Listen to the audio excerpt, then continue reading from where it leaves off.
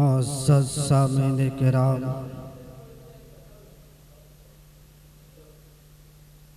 जब सब जान निसारों ने अपनी अपनी कुर्बानियाँ पेश कर दी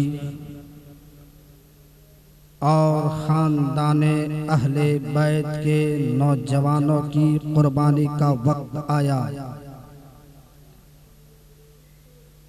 तो बहुत सारे शहीद हुए। उसके बाद हजरते कासिम रदियल्लाहु ताला अन्हु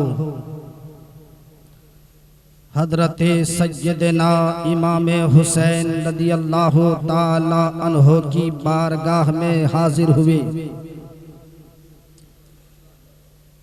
जिनकी उम्र 22 साल थी। हजरते कासिम रदियल्लाहु ताला अन्हु हाजिर हुए और मैदान जंग में जाने की इजाजत तलब कर रहे थे। हजरते सय्यदना इमाम हुसैन रदियल्लाहु ताला अन्हु ने फरमाया कि तुम मेरे भाई हसन की निशानी हो, तुम मेरे भाई की यादगार हो, मैं तुम्हें कैसे इजाजत दे सकता हूं? तुम मेरे सामने अपना गला कटा दो, तुम मेरे सामने खून में तड़प रहे हो, मैं वो सदमा कैसे बर्दाश्त कर सकता हूं? तुम मेरे भाई की निशानी हो, इसलिए मैं तुम्हें इजाजत नहीं दे सकता हूं। हजरत कासिम रदियल्लाहु ताला अन्हु ने सोचा कि चचा जान इमाम हुसैन हमें तो इजाजत नहीं दे रहे हैं, मैं क्या करूं जिसकी वजह से मुझे इजाजत मिल जाए। तो फौरन याद आया कि वालिदे मोहतरम हजरत सय्यदना इमाम हसन रदियल्लाहु ताला अन्हु ने हजरत कासिम को एक ताबीज लिख के दिए, एक ताबीज लिख कर दिए थे और ये वसीयत किए कि बेटा हसन, जब कोई बड़ी मुसीबत आ जाए, कोई तकलीफ आ जाए, जब तुम परेशान हो, आजमाइश का वक्त हो, इम्तिहान का वक्त आ जाए, तो उस वक्त ये ताबीज खोल करके देख लेना, तुम्हारी परेशानियां दूर हो जाएगी, तुम्हारी तकलीफें दूर हो जाएगी। हजरत कासिम रदियल्लाहु ताला अन्हु सोचने लगे, इससे बड़ी और क्या परेशानी हो सकती है, इससे बड़ी और तकलीफ क्या हो सकती है, इससे बड़ा इम्तिहान क्या हो सकता है। हजरत कासिम रदियल्लाहु ताला अन्हु ने बाजू से ताबीज को निकाला और मजमून पढ़ा। पढ़ने के बाद आंखों से आंसू जारी हो गए। मजमून में लिखा हुआ था कि बेटा कासिम, जब मेरे भाई हुसैन तुम्हारे चचा मैदाने करबो बला में मसाइबो आलाम में घिरे हुए हो, उस वक्त तुम अपने चचा पे अपनी जान को कुर्बान कर देना। हजरत इमाम हसन रदियल्लाहु ताला अन्हु ने ताबीज खोल करके देखा और अपने चचा जान हजरत सय्यदना इमाम हुसैन रदियल्लाहु ताला अन्हु की बारगाह में पेश कर दिया, ताकि मुझे मैदान जंग में जाने की इजाजत मिल जाए। हजरत इमाम हुसैन रज़ियल्लाहु ताला अन्हो ने जब मज़मून को पढ़ा, आंखों से आंसू जारी हो गए। हजरत कासिम रज़ियल्लाहु ताला अन्हो को इजाजत मिल गई।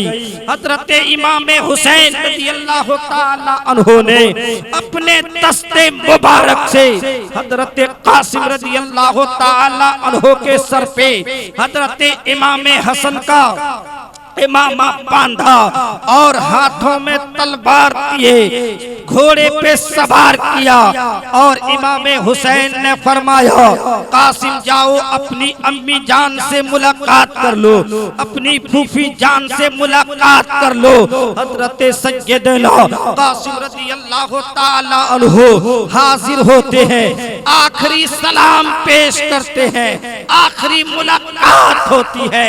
हजरत सैयदना इमाम हुसैन रज़ियल्लाहु ताला अन्हु जन्नती दूल्हा के लिए दुआ करते हैं। हजरत कासिम रज़ियल्लाहु ताला अन्हु जब मैदान में हाजिर हुए, कहा मैं कासिम इब्ने हसन इब्ने अली हूँ।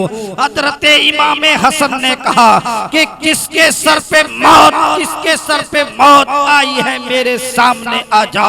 जब हजरत कासिम रज़ियल्लाहु ताला अन्हु ने मुकाबले के लिए ताबत दी, जब फौज ताबत दी, कोई भी यजीदी फौज कोई भी यजीदी आगे ना बढ़े, तब हजरत कासिम रज़ियल्लाहु ताला अन्हु ने कहा कि किसके सर पे मौत खड़ी है, मेरे सामने आओ, मेरे मुकाबले के लिए आ जाओ। इब्ने सअद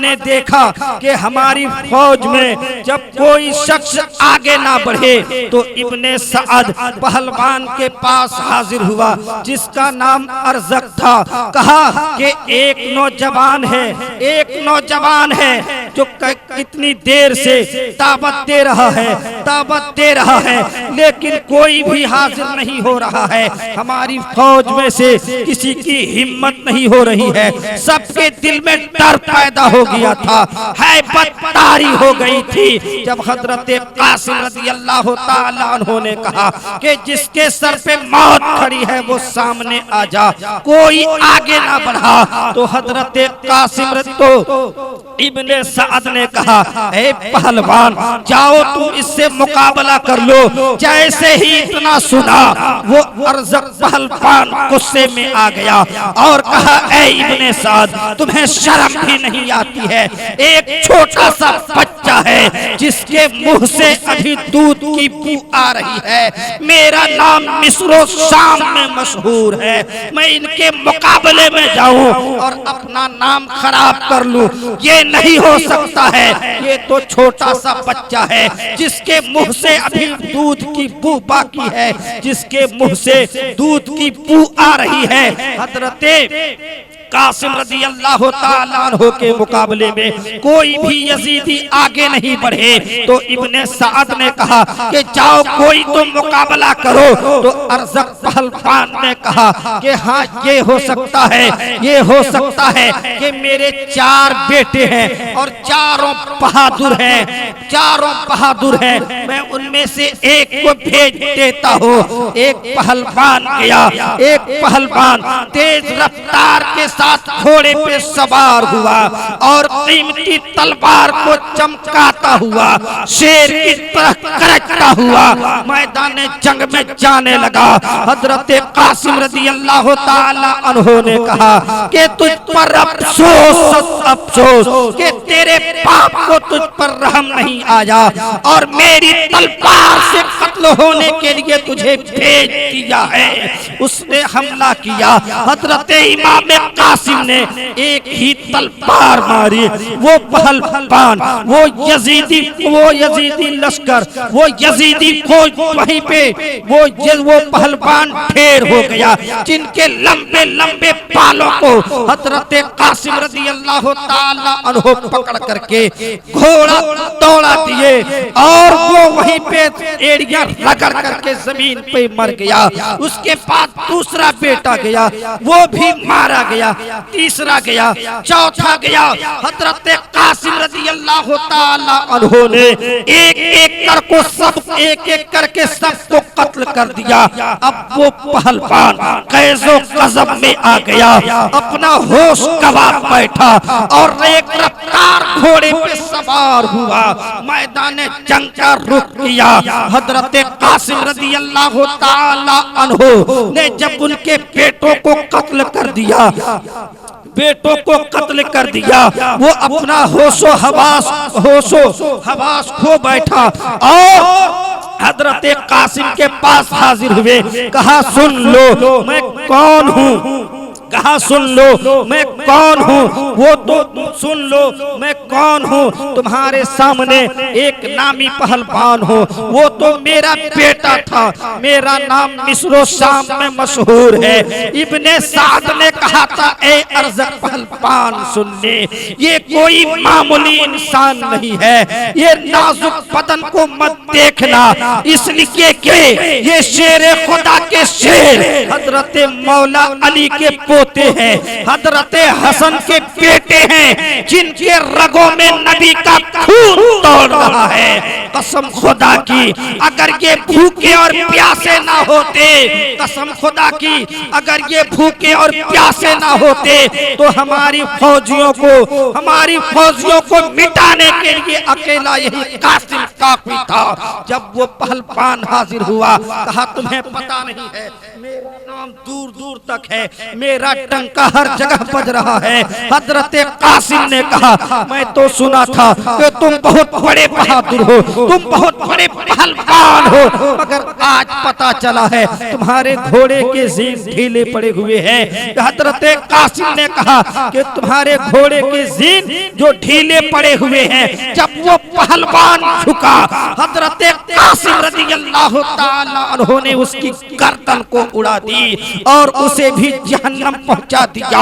हजरत इमाम कासिम ने सोचा इब्ने साद जो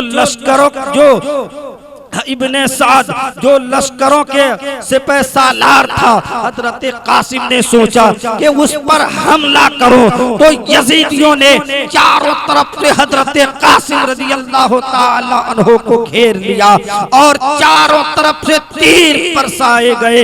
हजरत कासिम रज़ी अल्लाह ताला अन्हु निढाल होकर के यजीदियों से लड़ते रहे और कई यजीदियों को जहन्नम पहुंचाते रहे। बिल आखिर हजरत सैयदना कासिम रज़ी अल्लाह ताला अन्हु ज़मीन पे गिर पड़े, हजरत इमाम हुसैन गिर पड़े और हजरत सैयदना कासिम रज़ी अल्लाह ताला अन्हु ने अपनी जाने मुबारक को जाने जाना के हवाले कर दिया, जाने जाना के सुपुर्द कर दिया।